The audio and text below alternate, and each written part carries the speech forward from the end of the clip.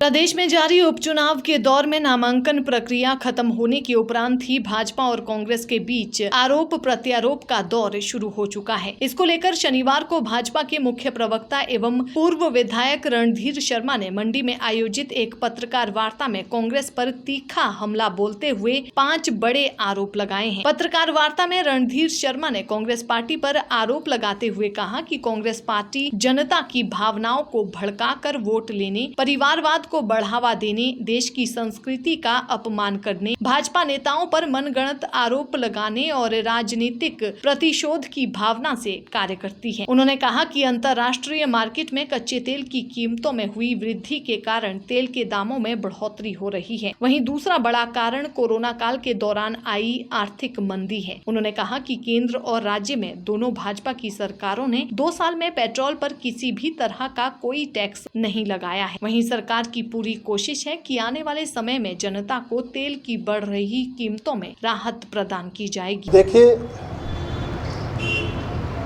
आप सब जानते हैं कि कोरोना जो एक वैश्विक महामारी थी, उसका असर हमारे घर परिवार से लेकर प्रदेश, देश और की सरकारों पर भी पड़ा है, सभी देशों की सरकारों पर पड़ा है। और ये पेट्रोल डीजल की कीमतें वैश्विक स्तर पर, अंतर्राष्ट्रीय स्तर पर तय होती है।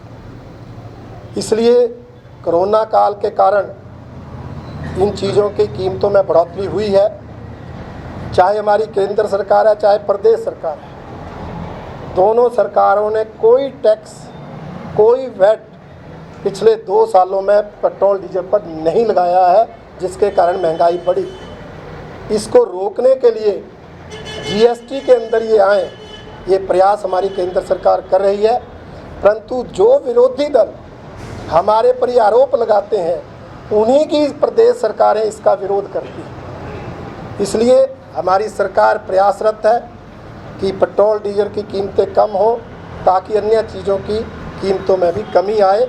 और मुझे पूरा विश्वास है हमारे प्रयास आने वाले समय में सफल होंगे। परिवारवाद का मतलब ये होता है कि भाई कोई किसी का बेटा है, अब आप फतेहपुर का उदाहरण लीजिए, बेटा तो बाहर मल्टीनेशनल कंपनी में नौकरी करता था, बाप की मृत्यु हुई, नौकरी छोड़कर आए, टिकट मिल गया, आज वहाँ बगावत होने के कगार पर है।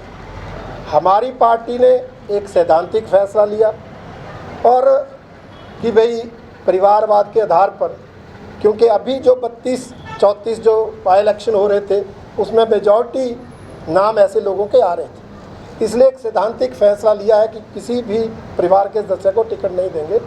और दूसरा, हम जब टिकट देते हैं तो ये परिवारवाद ना बढ़े, इसका भी ध्यान रखते हैं। और कार्यकर्ता अगर वहाँ और है, जो हमारी महिला प्रत्याशी नीलम कैक जी जिसको उम्मीदवार बनाया है, वो वर्षों से काम कर रही है, 2 बार जिला परिषद की सदस्य रही, 3 बार चुनाव लड़ा, वो भी योग्य है, सक्षम है। और महिलाओं को भी आगे बढ़ाना है। महिला सशक्तिकरण हमारा नारा नहीं है, हम करके दिखाना चाहते हैं। इसलिए उस सीट पर जब महिला कार्यकर्ता का नाम आया है तो उसको हमने तरजीह दी है। और जहाँ तक बगावत की बात है, मुझे पूरा विश्वास है हमारी पार्टी के नेता प्रयास कर रहे हैं, चेतन जी नामांकन वापस लेंगे और पार्टी हित में काम करेंगे, ऐसा हमें विश्वास है।